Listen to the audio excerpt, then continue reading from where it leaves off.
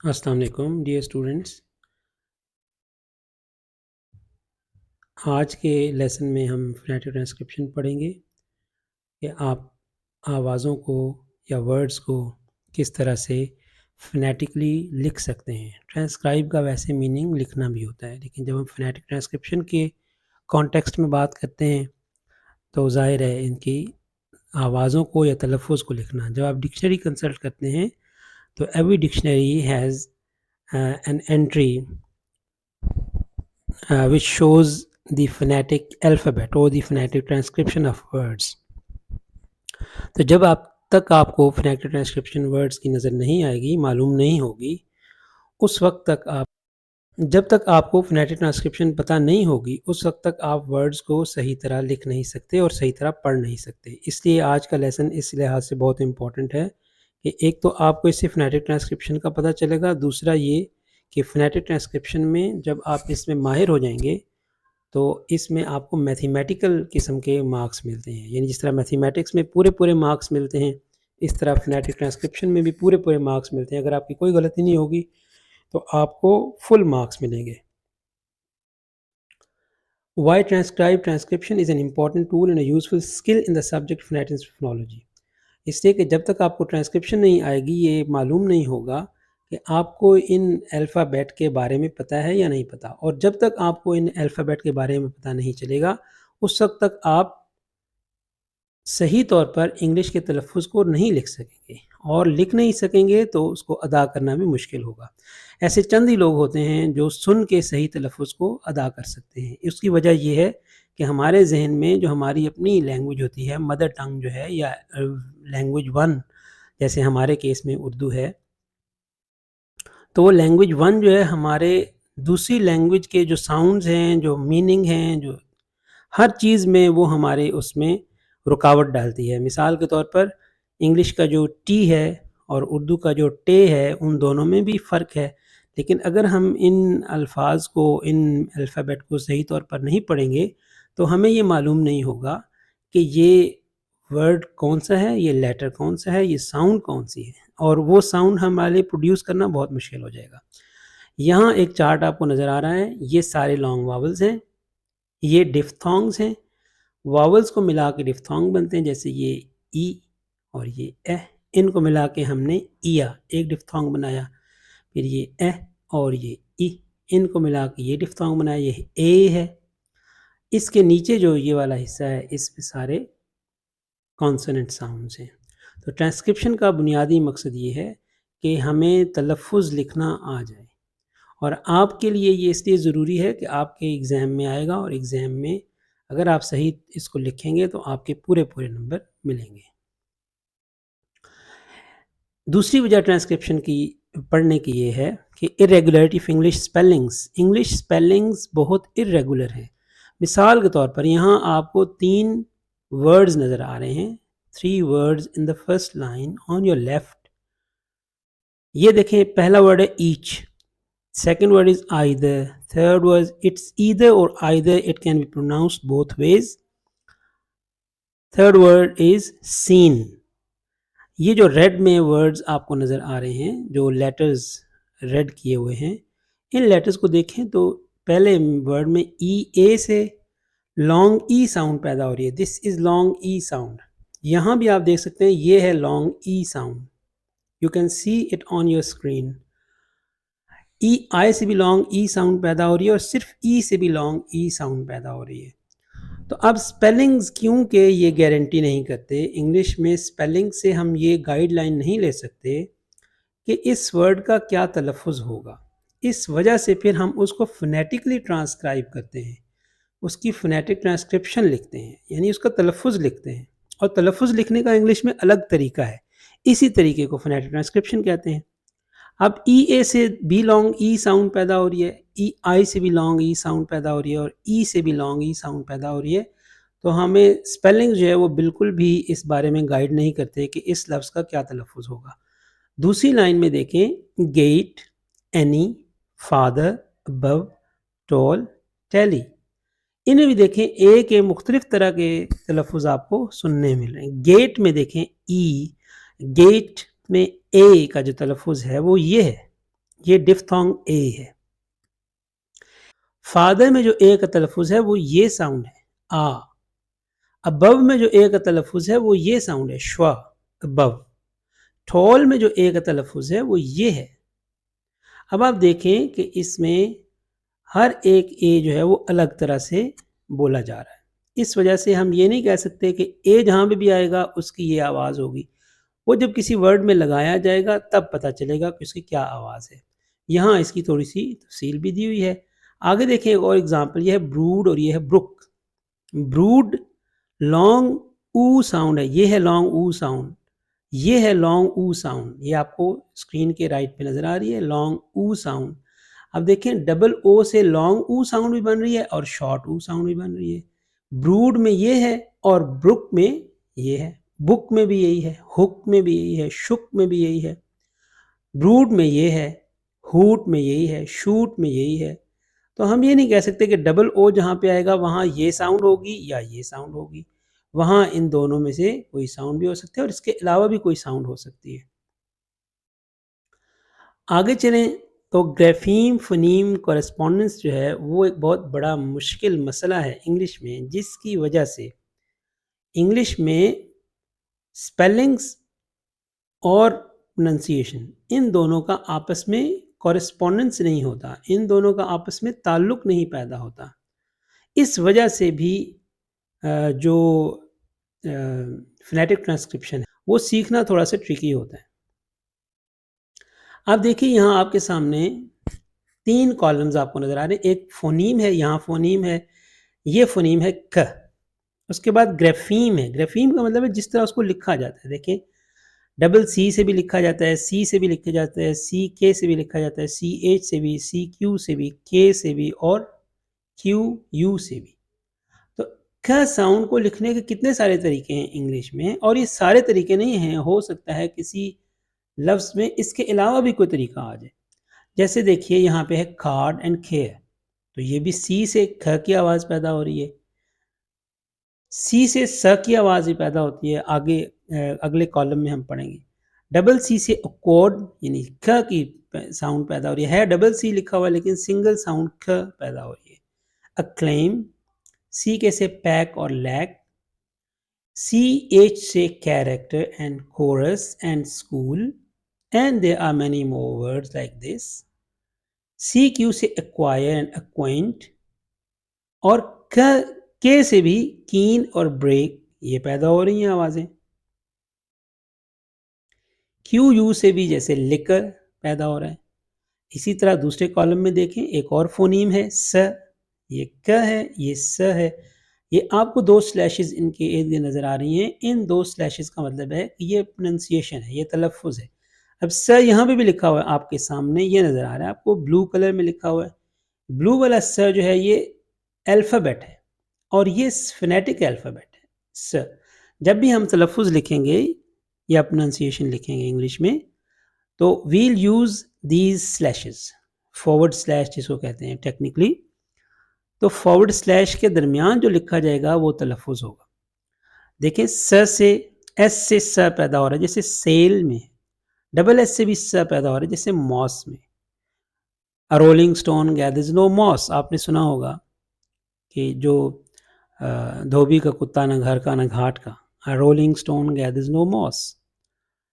S C scene से भी स की साउंड पैदा हो रही है, सेल से भी स की साउंड पैदा हो रही है। देखें सेल स से सी से सेल की साउंड भी आती है और सी से हमने कार्ड क की साउंड भी पढ़ी।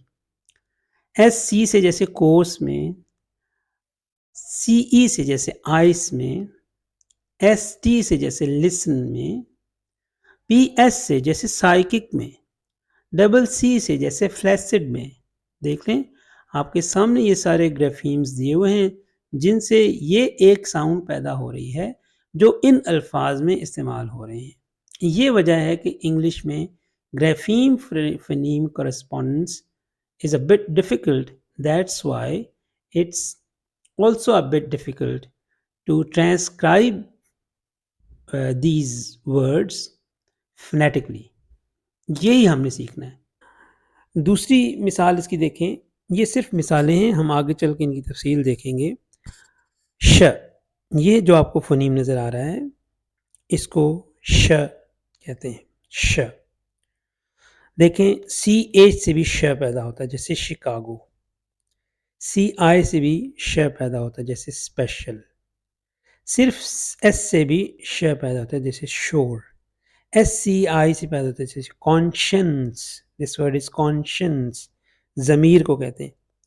SCH से पैदा होता है जैसे स्नैप्स, OCE से पैदा होता है जैसे ओशन, SH से पैदा होता है जैसे शो, SC से पैदा होता है जैसे क्रिशेंडो, SC से जैसे नॉशियस, SI से जैसे टेंशन, SSI से जैसे सेशन, TI से जैसे नेशन।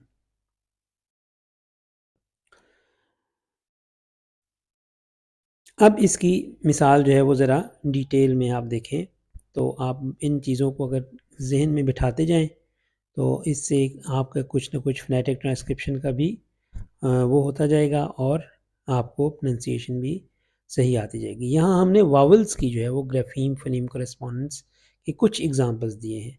पहले हमने जो 2 स्लाइड्स में कॉन्सोनेंट्स के एग्जांपल डिस्कस किए हैं। यहाँ देखें यह है इ साउंड, ये इ, ये ई और ये अ। देखें यानी सिर्फ ई जो है उससे भी हम ई साउंड बनाते हैं जैसे बी, ई ए से मीट, डबल ई से फ्री, ए ई से सीजर, ये लॉन्ग ई साउंड है इन सब में, ये लॉन्ग ई साउंड है, this is long E sound जो मिडिल में है, ये शॉर्ट ई साउंड है, ये अ साउंड है।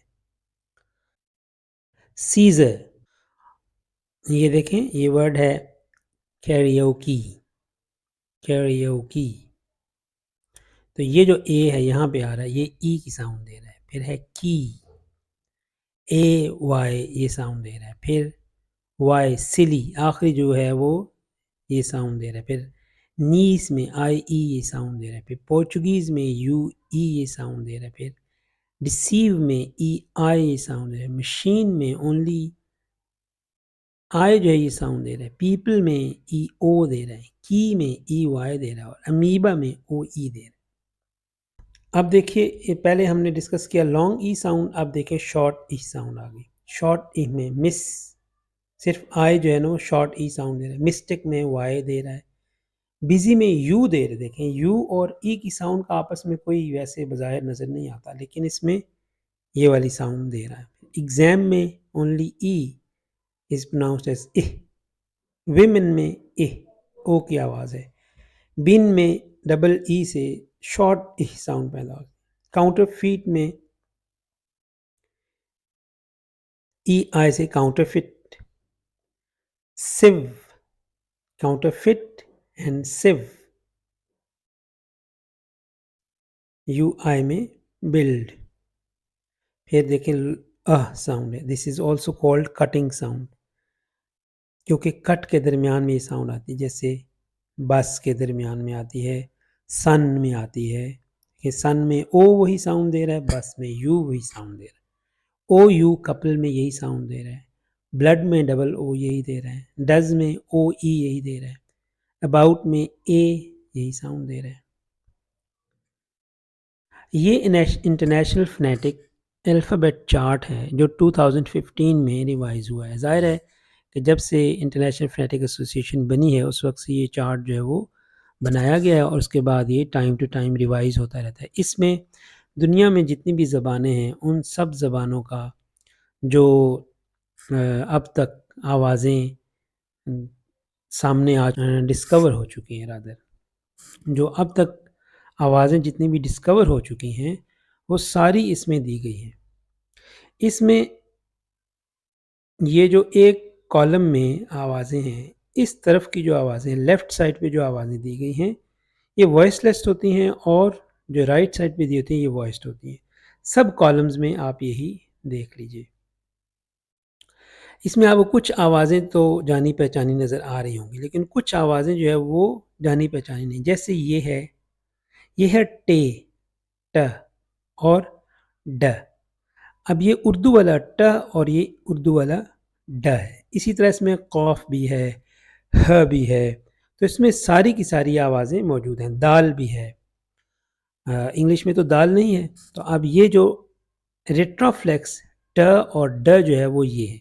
तो उर्दू में जो ट और ड हैं वो दोनों रिट्रोफ्लेक्स हैं, यानी रोल टंग के साथ बोले जाते हैं। जबकि इंग्लिश की ये देखिए आपको यहाँ नज़र आ रहा है, ये ज़्यादा लंबे नहीं हैं, ये देखिए, और ये नीचे भी नहीं गया जा रहे। तो ये रिट्रोफ्लेक्स नहीं, ये एल्वियोलर हैं। ठीक है, ये आपको डिफरेंस नज़र आ रहा होगा।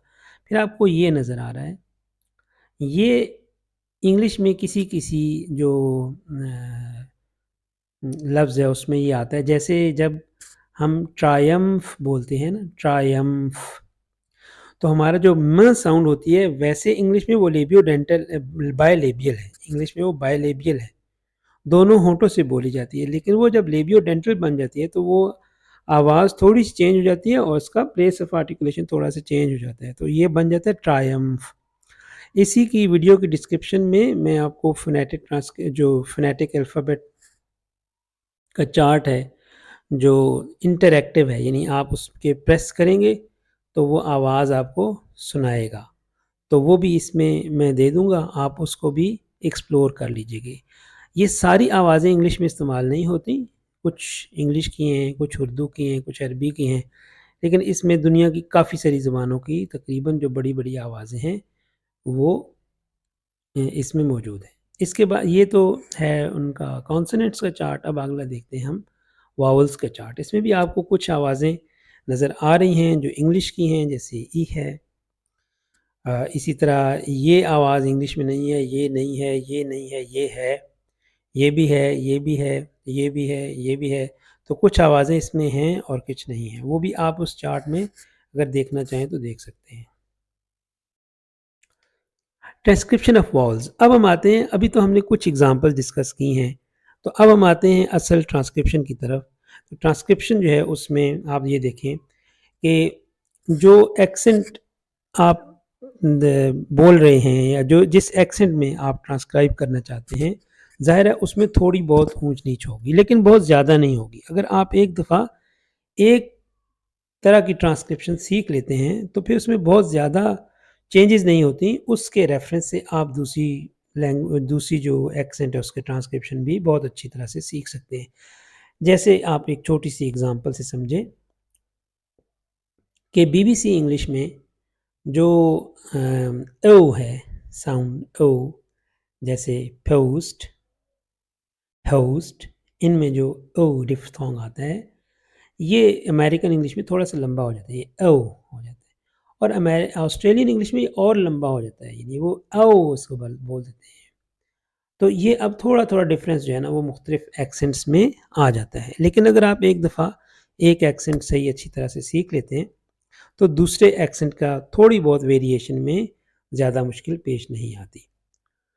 शॉर्ट वावल्स में सबसे पहला शॉर्ट वावल है इ, जैसे पिट में। फिर है जैसे पेट। फिर है पैट, जैसे पैट। फिर है जैसे पट।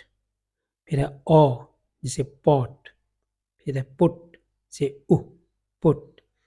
फिर है अनदर, इसको श्वा भी कहते हैं, शॉर्टेस्ट इंग्लिश वावल है ये। फिर लॉन्ग वावल्स में देखें, ये है लॉन्ग ई साउंड, ये यहाँ पे भी दिया गया है E sound, this is long E sound, जैसे बीन में आता है। फिर है लॉन्ग आ साउंड, जैसे बान में आता है। फिर है ओ साउंड, जैसे बोन में आता है, दिस इज बान, दिस इज बोन। फिर लॉन्ग ऊ साउंड जो बून में आता है। फिर है साउंड, जैसे बर्न, लर्न, टर्न, इनमें आता है। उसके बाद डिफ्थोंग्स हैं, जैसे पुअर का डिफ्थोंग है उअ, दिस इज पुअर, ये है डिफ्थोंग उअ। फिर है ए डिफ्थोंग ए, जैसे इसमें है बे, और यही ए आपको यहाँ भी नज़र आ रहा है, ये है ए। फिर है ओए, जैसे बोए। फिर है ओ, जैसे नो, गो। फिर है आओ, जैसे नाओ, हाउ। फिर है फियर, जैसे ईयर। फिर है फेयर, जैसे एयर।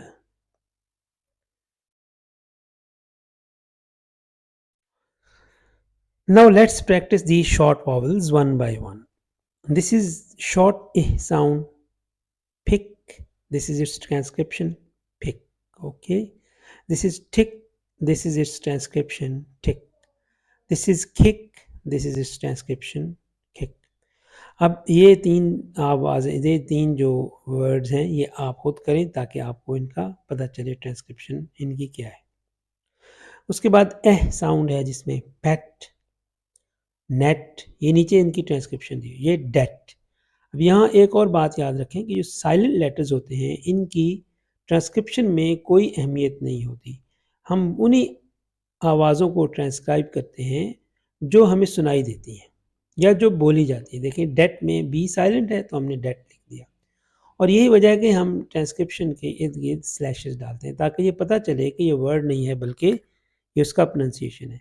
अब आगे आप तीन वर्ड्स वेल, टेंट और सेंट जब करेंगे तो आपको इसकी प्रैक्टिस हो जाएगी। फिर है ए साउंड, जैसे पैक में, बैक में, मैक में, नैक में। नैक में क साइलेंट है इसलिए वो नहीं लिखा जाएगा। न साउंड लिखी जाएगी, ए लिखी जाएगी और क लिखा जाएगा। यानी इसमें अगर आप म को न से रिप्लेस कर दें, एन लिख दें इधर, तो ये नैक का बन जाएगा। वैक में भी इसी तरह डब्ल्यू एच है तो एक साउंड सिर्फ वैक आएगी। इसी तरह क्वैक में। देखिए आगे नेक्स्ट साउंड है जैसे बक, डक, तो सी के दोनों सिर्फ क में चेंज होंगे, जैसे टक, मक, रक, ट्रक।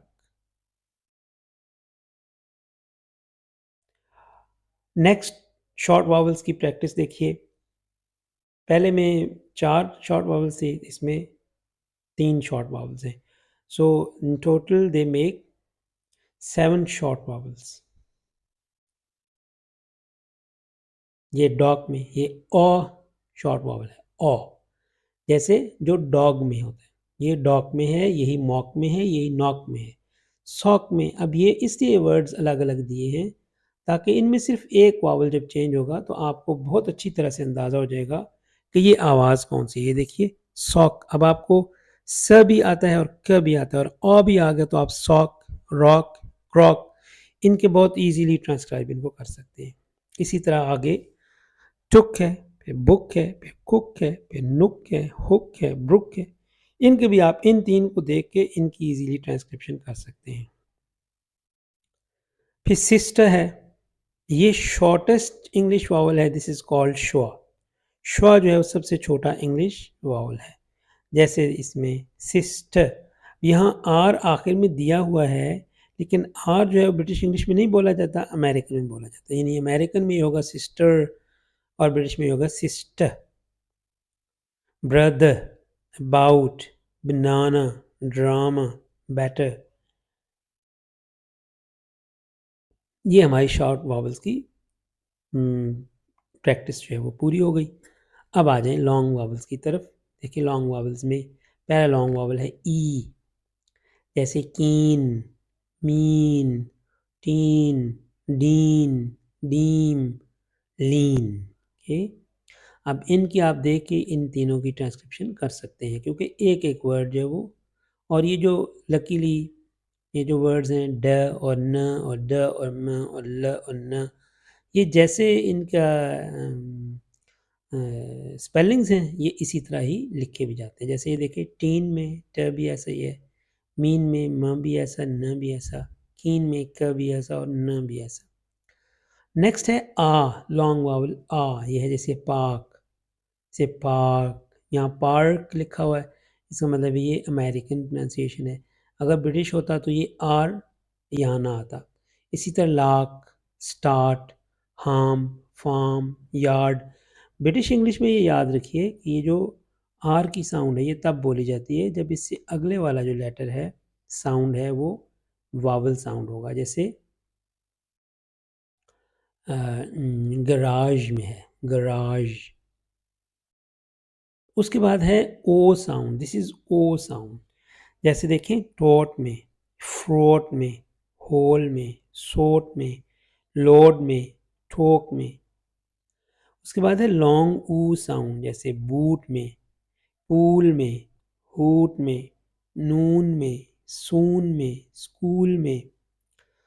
उसके बाद है नर्स, ये है अ साउंड, ये ब्रिटिश इंग्लिश में साउंड ज़्यादा है, जैसे नर्स है, कर्ट है, स्पर्ट है, टर्न है, स्पर्न है, बर्स्ट है।